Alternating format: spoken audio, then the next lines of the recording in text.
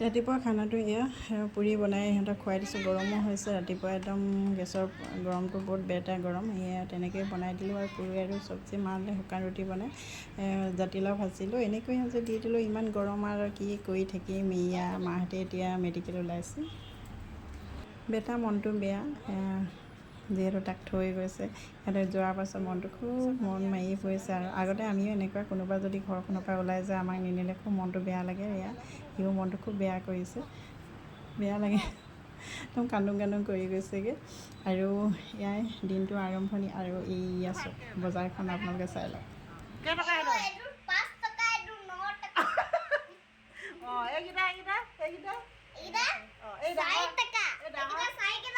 $4 দি দিবা।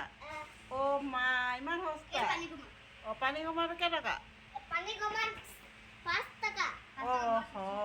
ঢেৰ আহি যাব দেই কাষ্টমাৰ। হা? আৰু এই জিকা জিকা এইটো জিকা কেইটকা? 1000 টকা। হয়, সেইটো নহ'ব দে, কোনো নলয় আৰু। এইটো তিতা কেৰেলা 5 টকা। 5 টকা।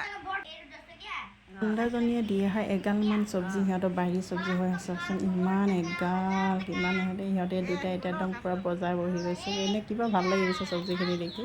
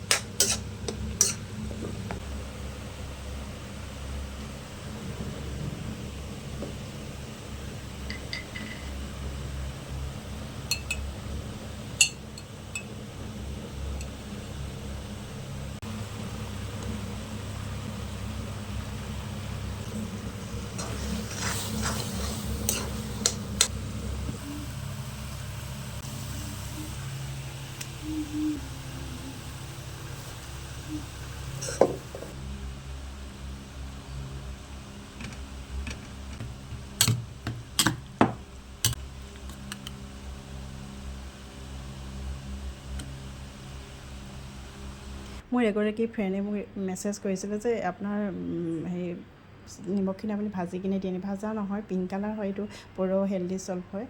খাবলৈ সেই বগা নিমখটোতকৈ এইটো অলপ লাইট হয়, মানে চেকচেককৈ নধৰে। আৰু ইয়াৰ দামটো হৈছে 115 টকা। পাৰি আৰু খাবলৈ ভাল লাগে, কিন্তু সেই নিমখটোতকৈ এইটো অলপ পাতলা হয় আৰু